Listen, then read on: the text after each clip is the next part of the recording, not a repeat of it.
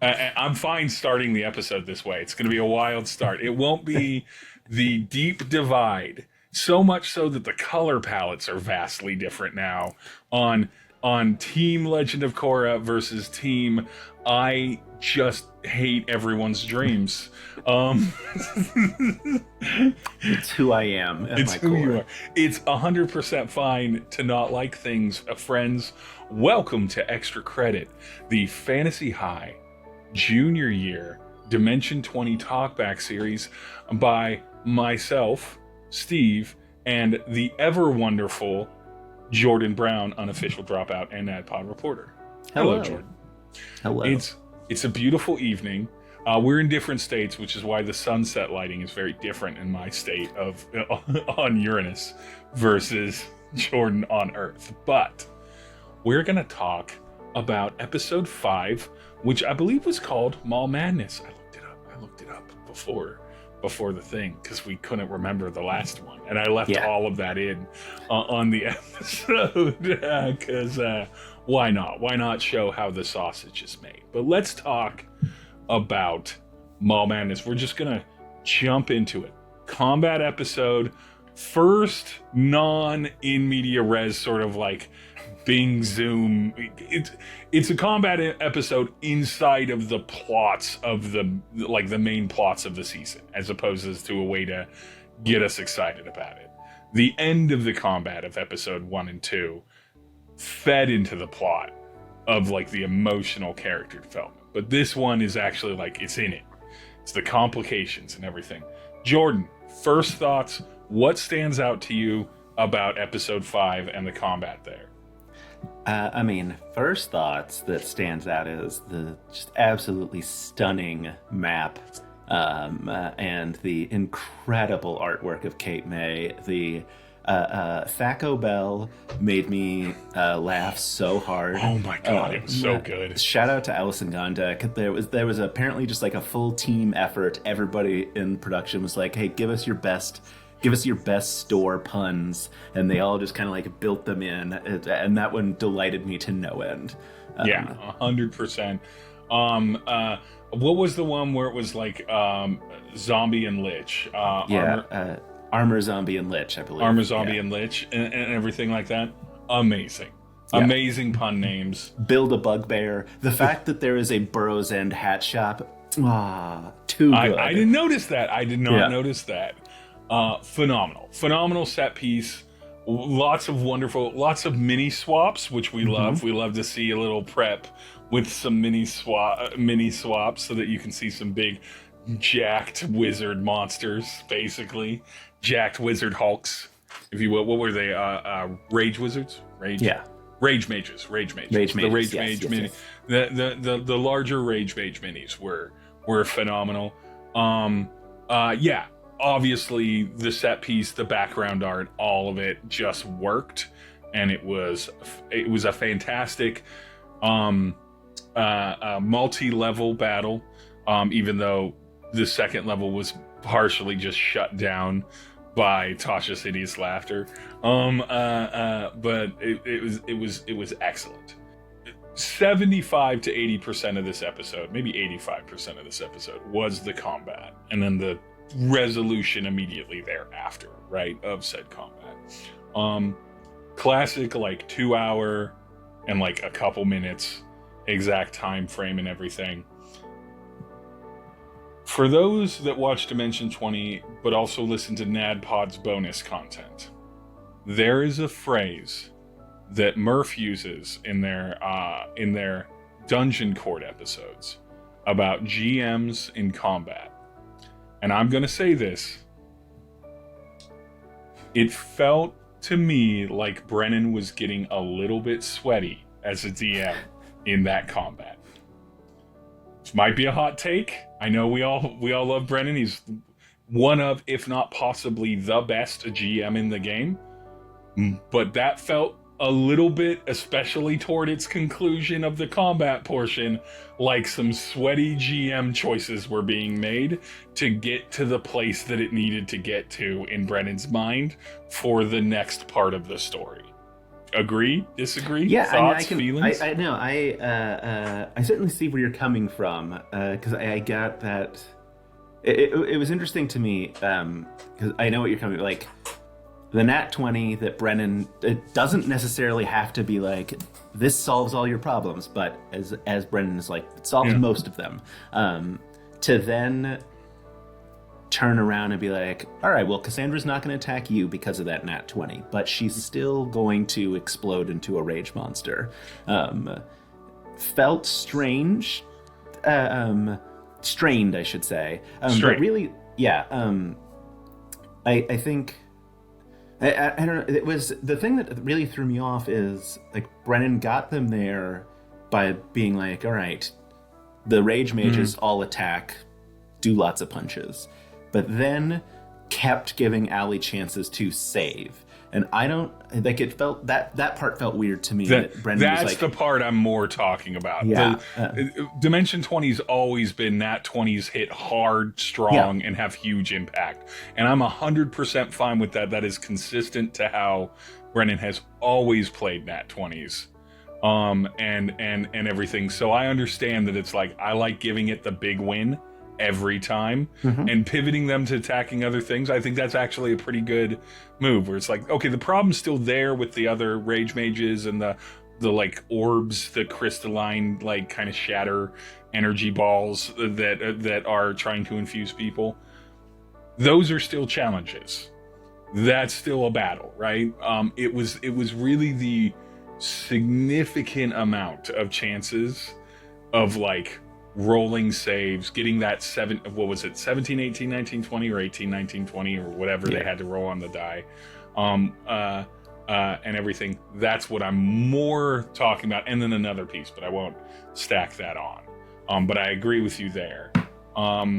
That's sort of the thing. Like it felt, the thing that felt strained to me was the Nat 20, but then like still Cassandra build, and then a bunch of rolls to try and save Cassandra, and it feels like one of those shouldn't have happened. If that like the three, like all three of them together, it was like, well, then the Nat 20 should have solved the middle problem, or the Nat 20 should have solved the final like I don't know. There was a disconnect, and the strange thing is that the end of the episode, it felt like Brennan wanted Cassandra to end up that way based on what happened at the end.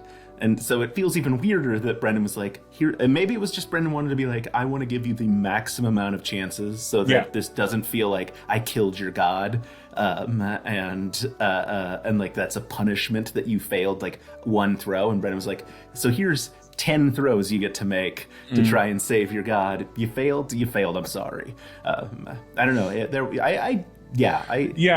It's I think when watching the episode, I think the big key moment was when the red orb, because here's where I think it felt like it's strained. I hate the word railroady, but I feel like that's where he wanted it to get to there, really had a vision for it, kind of needed to introduce the mysterious villain thing at the end, which we'll talk about in a bit. But I think it was really when the red crystalline kind of orb went into Kalina. So an enemy that Brennan's in charge of goes into an NPC that Brennan is in charge of, who slits the throat of another NPC that Brennan is in charge of. And that right there, I'm like, there's the sweat.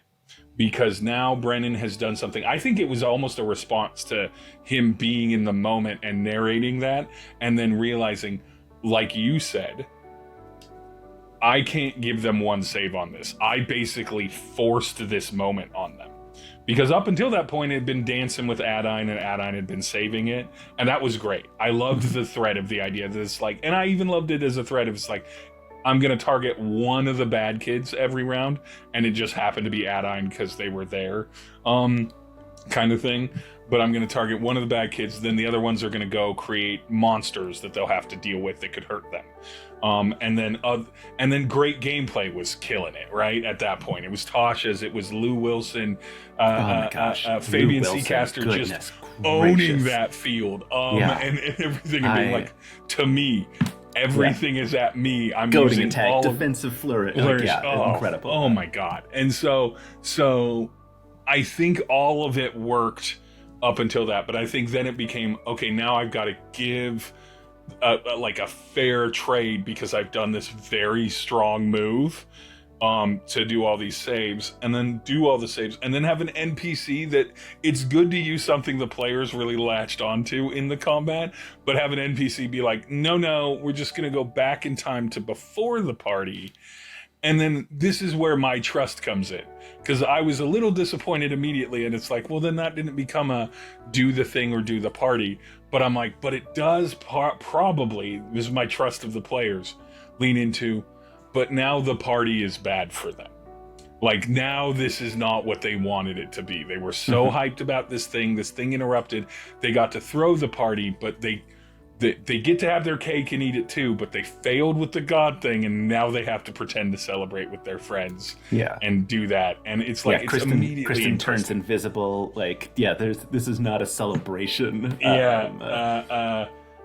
And so, yeah, I think at that point, I think that's the play. The thing where I'm like, okay, this will be fine. In the long run, this will be great. It'll all be great because I've watched a lot of seasons of Dimension 20. It's a great show.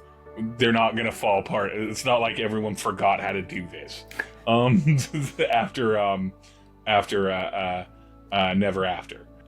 So yeah, that was my first feeling.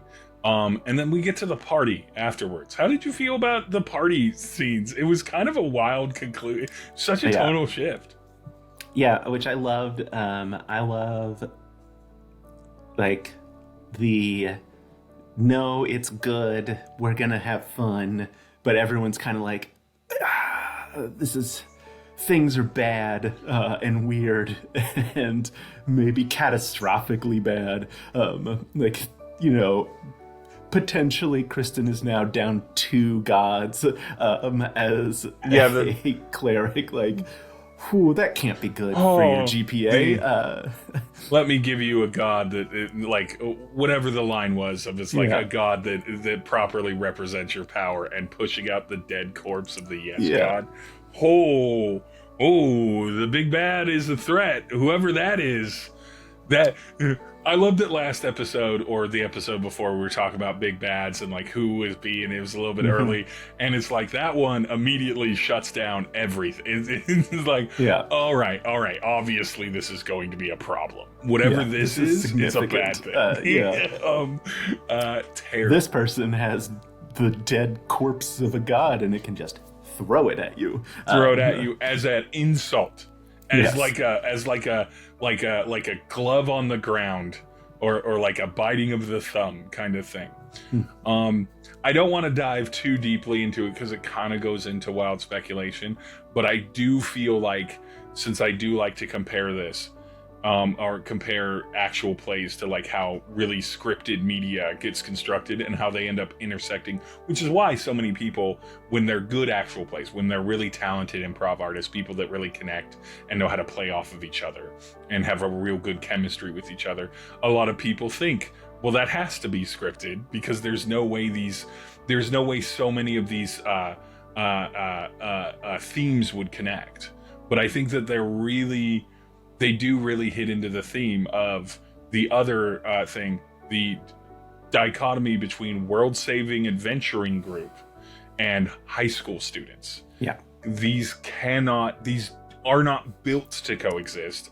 And we've learned from the information we've gained from the previous couple episodes that most students aren't doing this. They're not even coming close to this. Yeah. And there's a reason, is because how can you see a god potentially die? I don't think she's dead because according stated in the episode, there's 2 believers that are alive, so it's almost impossible to kill a god. But she's not in a good place. She's not. She's for sure. It's one of those. Is it better if she were? Would it be better if she were? But I think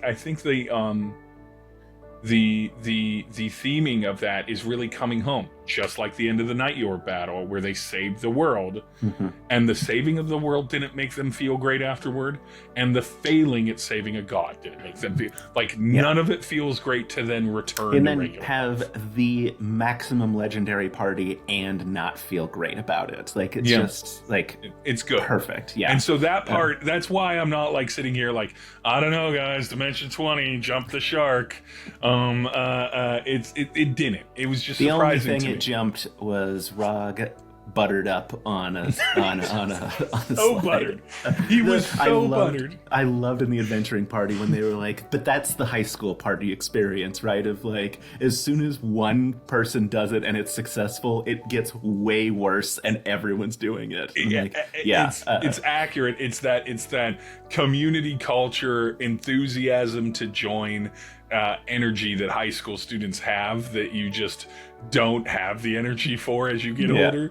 We'll like in that adventuring party when Zach was like, well, I was covered in baby powder one time at an event, and Allie just quietly goes, why? And I'm like, do you not remember that Zach Oyama is from Alabama? That is some Alabama behavior. That's some normal high school behavior everywhere, but it's definitely happening in Alabama. yeah. It's part of the after school extra credit program of cover yourself in a substance you have no business being covered in. Be at an event. It can be an official school event. It can just be a party where people noticed you doing it. Either way, here is the patreon.com/the Jordon Brown, solitary sponsor of Extra Credit episode, queuing in right now. Enjoy.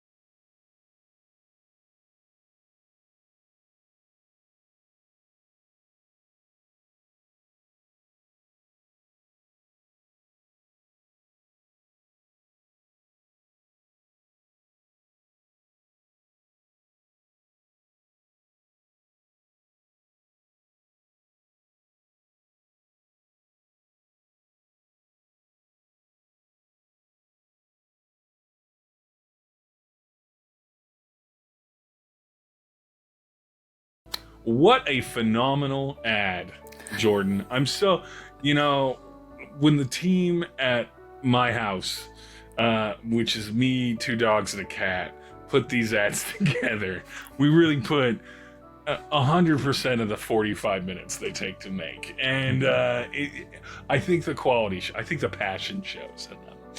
Agreed. So let's talk the second segment of this. The second segment of this is let's talk about the kind of result of sort of what we saw in the episode versus any other way to tell a story, which is the actions and dice were not behaving in a way that was conducive to the plot that it appears that the person that knew the plot wanted to happen. Brennan knew kind of where he wanted it to be in rough strokes. In rough, broad strokes, and even with his flexibilities, like nat 20 on the first calm down. God damn.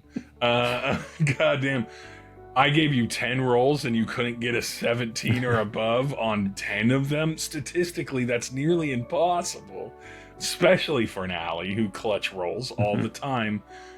Not that there's a mechanic that's making that happen. It's just how fate has worked and everything. So what happens when the dice are crushing? This is going to be a little different, Jordan. You run tabletop games. I've run tabletop games. Many of the people that are watching this either play or run them. As a GM, in a situation where your players have undercut the initial conflict of the battle, and then you've overcorrected, what's the play there? Like, if that is indeed what happened. We're going with a lot of presumptions here. I'm not trying to say that Brendan Lee Mulligan was on an interview where he broke down in tears because Rowan was asking him insightful questions. This isn't a tell-all. But like what happens when you're in that kind of amorphous space, or as Murph says, when you're getting real sweaty in the moment? How do you get the story that you need to tell, or is that how you run games? Because we don't have a 20 episode budget. I will say, like, I usually take my lumps. I'm not typically an overcorrect kind of GM. I've made a few videos about, like, let your players womp you. Not all the time, but, like, when they get a good womping in, you let them have that win. I'll take my lowercase L. You gotta let them womp. You gotta let them womp. But yeah, I think, I'm trying to think, because I can think of a very specific example where, like, I just, like, my players just, like, fully wrecked my combat. It was like the Unsleeping City clown fight of it all. Just like, I'm done. Where as combat where I learned that Elder Brains in at least 5e stat blocks aren't immune to psychic damage. And I was like, wait, but no, they should be. They should. They absolutely should be, but no. Yeah. A warlock can just hit an Elder Brain with a stick, and did the hurl through hell warlock ability, where they're gone and they take like 10d10 psychic damage when they get back. And so, like, my players all just, like, got in a circle and they're like, all right, it'll be back in a minute. Everybody hold your actions, and then just all, like, murdered it when it came back. And the classic bandage response, anything where they know when the character's coming back and can set that up. It always destroys a combat in D&D. Yeah. And because the Elder Brain has, like, a 12 AC, even the warlock running forward with a stick can be like, I can hit that. But yeah, I mean, I certainly, like, I'm a take my lumps kind of guy. But yeah, I know, when you do have that sort of, like, I've overcorrected, or, like, I've made a combat unwinnable kind of thing, that maybe should have been winnable. I do feel like I get into, I also would pull a Connor counterspell or Colin counterspell. I don't remember which one of, like, and the NPC that you really liked saves the day. The Deus Ex Machina moment. Yes. Of we're like, all right, this isn't going right, and I need it to go somewhere because it doesn't feel good if it goes in the direction it's going. I argue all the time. The reason I brought this up is because I argue constantly against things like fudging dice rolls as a GM, because I don't think it's a sustainable system. When it's a D20 system, assuming the table doesn't ask you to do that, right? But I'm like, the GM literally is in charge of the entire reality of the world, and a Connor counterspell, Colin counterspell, is absolutely within the purview of the expected contract of playing with a GM. The dice can gamble, the dice can swing wide one way or the other, right? But the GM always has the ability to be like, and bam, this happens. This character comes in. This environmental impact happens. Suddenly this new plot device that I'm just thinking of off the top of my head has to exist in order for me to explain away how we get out of here, kind of thing. All of that it's implicit in storytelling games that have a GM and players, because they're creating the bulk majority of the challenges, obstacles, and conflicts at your characters. There can be ones that the players create for their own characters or amongst themselves or in tandem with the GM.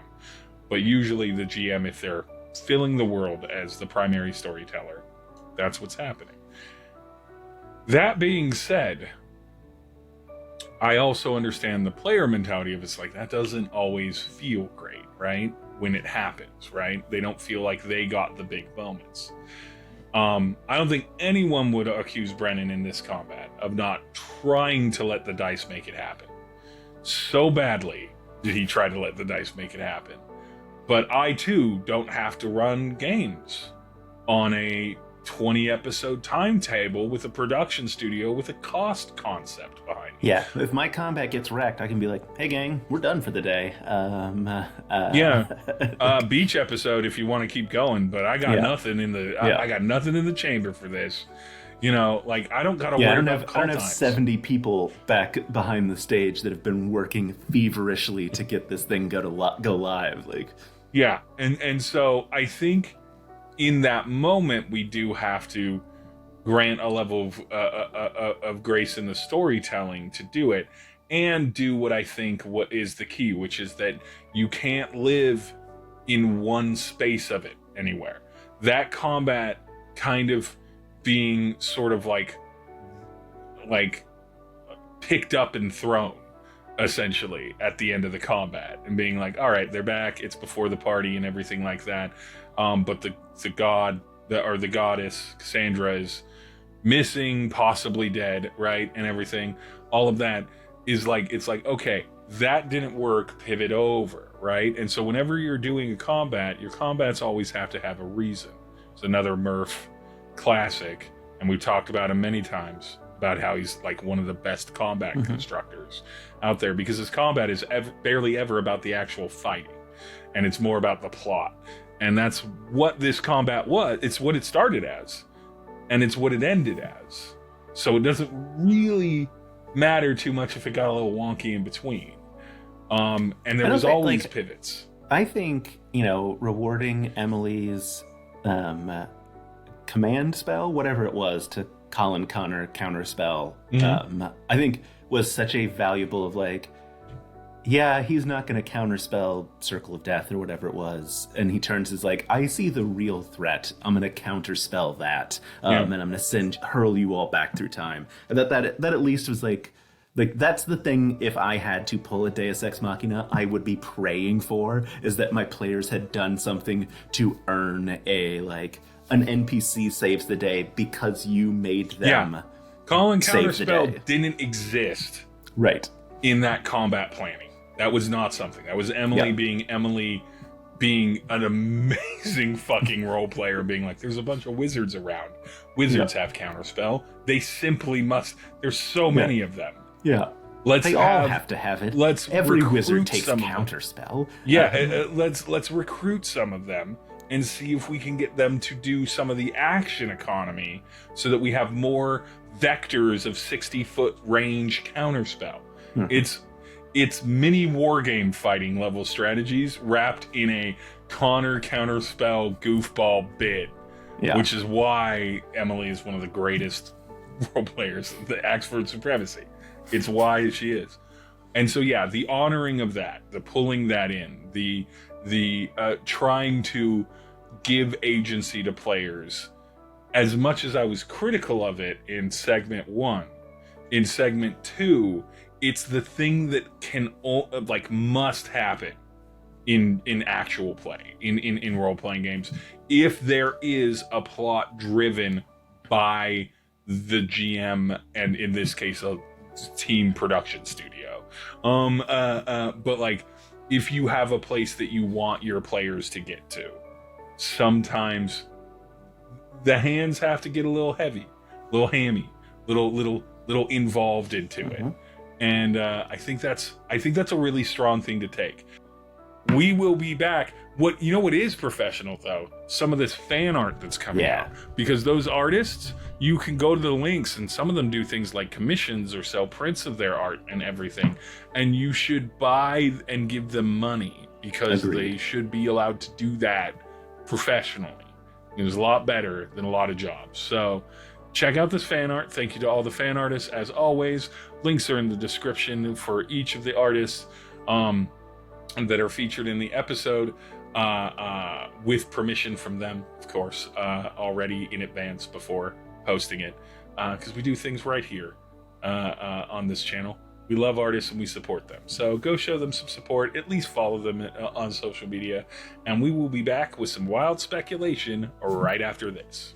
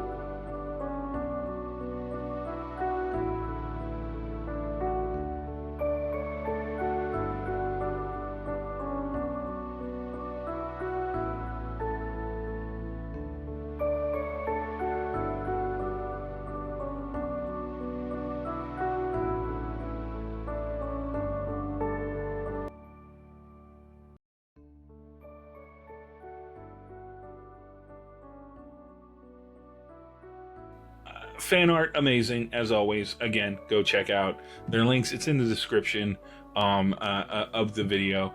Go follow them on their various social medias. Almost all of them have parody of social media across whatever platform you prefer, unless you prefer Blue Sky or some of the new or like Threads, because I'm not saying that they don't. I just don't know. But most of them have Instagram, Twitter, and honestly Tumblr. If you like fan art, get on Tumblr. Get on Tumblr right now. It's amazing for fan art. If you like TTRPG actual plays, go over to Tumblr. That's where it's happening.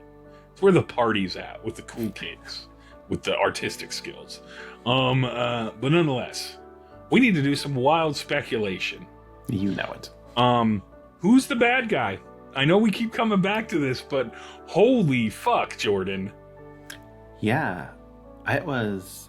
I mean, I've seen someone say Calvaxis. I don't think that can possibly be it. No, that definitely doesn't feel right. Mm-mm. I mean, it's so funny because when Cassandra said "you're still alive" or "you're alive," whatever that line was, it definitely had that moment where I was like, in my head, I was like, should I know what's happening? Should I, Jordan, watching this, like be putting pieces together? Or is Brennan got a puzzle that only he has solved and we don't understand it yet? And I don't know the answer. I don't know if this is some weird bit of lore that Brennan has pulled from someone we've met somehow. Or if it's just Arthur Eggfort's time shenanigans run amok and he's the big bad. Who knows? I'm going to give you the wildest speculation. Not as wild as if anyone had ever come close to calling that the show, if he was going to host, was actually. That was an impossible ask.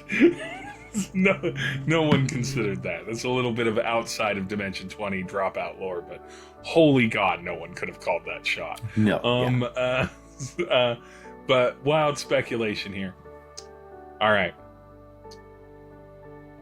The bad guy for it, and this is mostly me just betting a little bit of money on a very unlikely horse in a horse race. Bill Seacaster.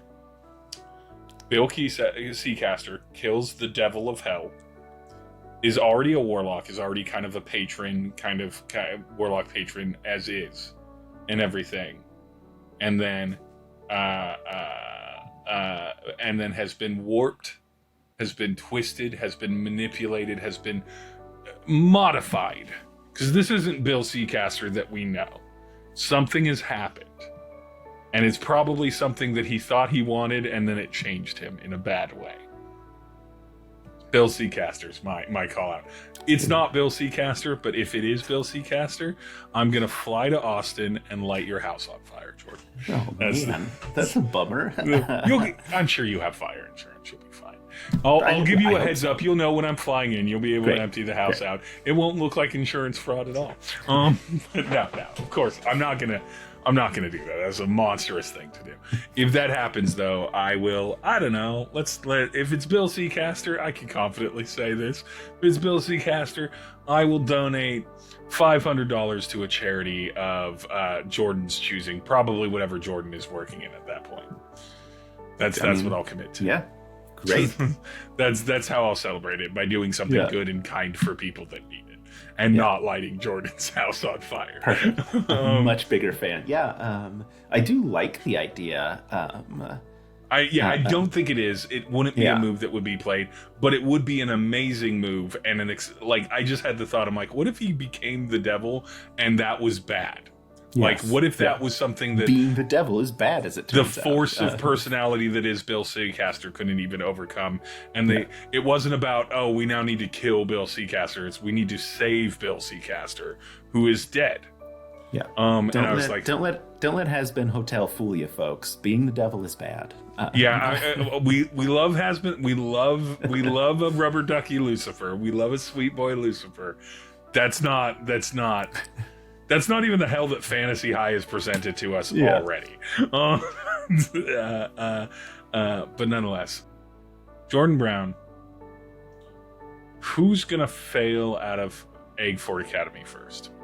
First? Ooh, I think it's Kristen. I don't think you can have one god die, let alone maybe two, and just like keep rocking through your cleric classes. Yeah.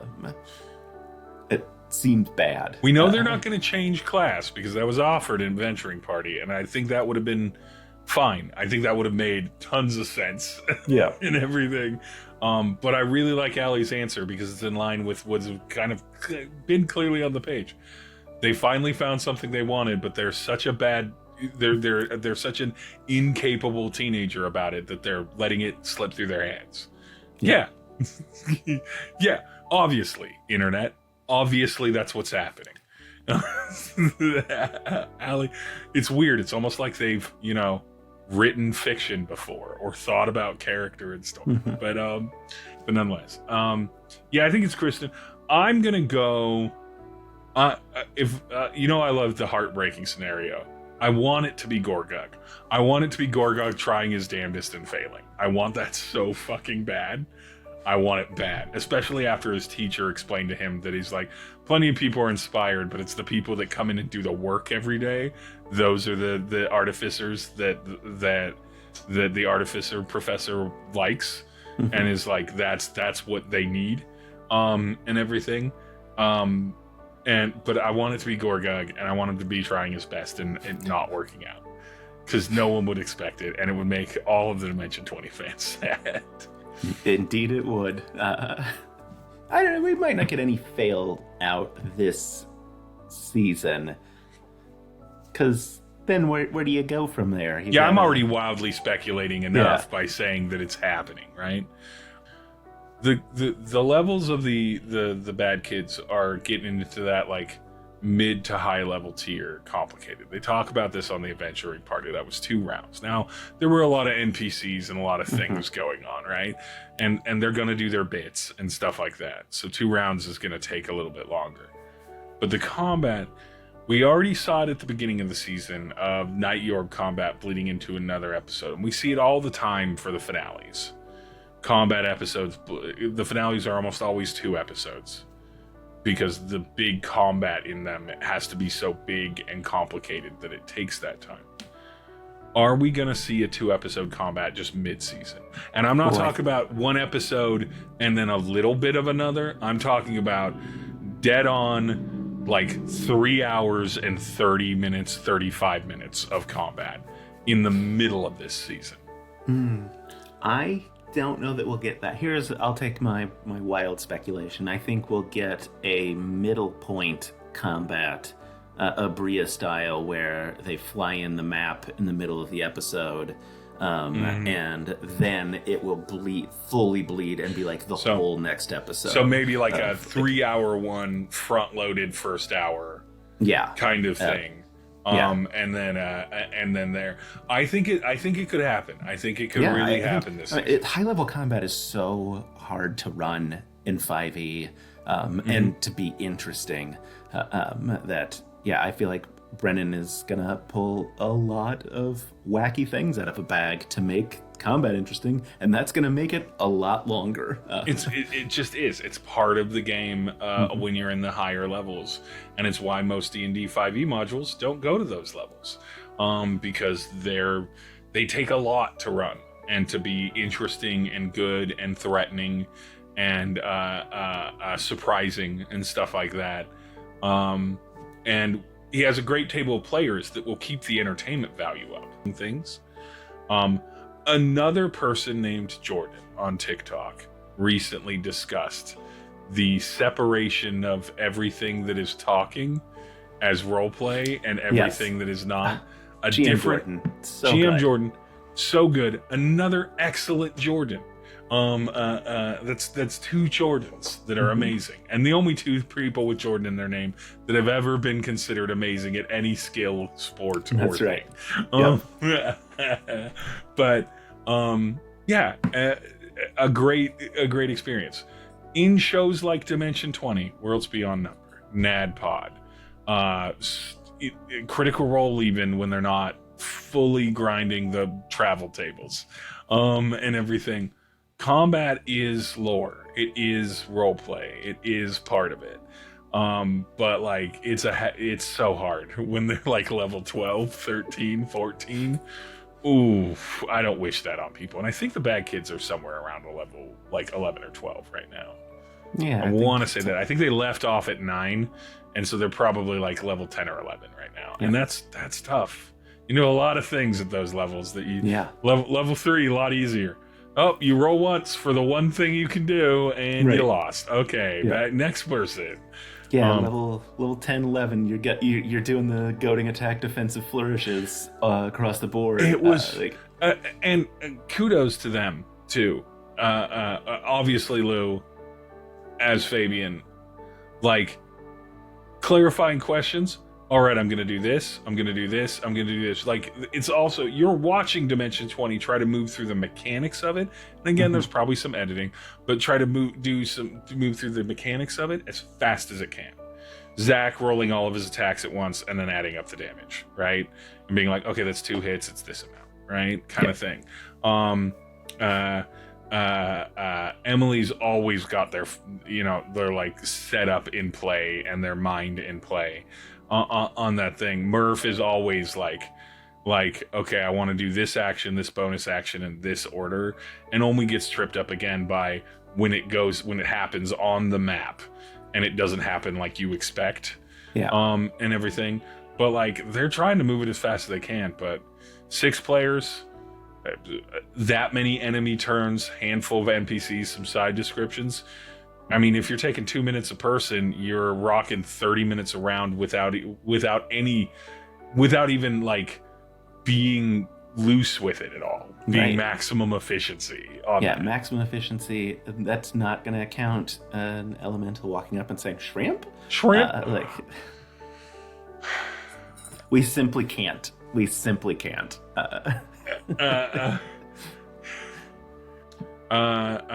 Just to let the audience know, we're going to finish this up at a tight hour and 12 minutes of raw recording footage.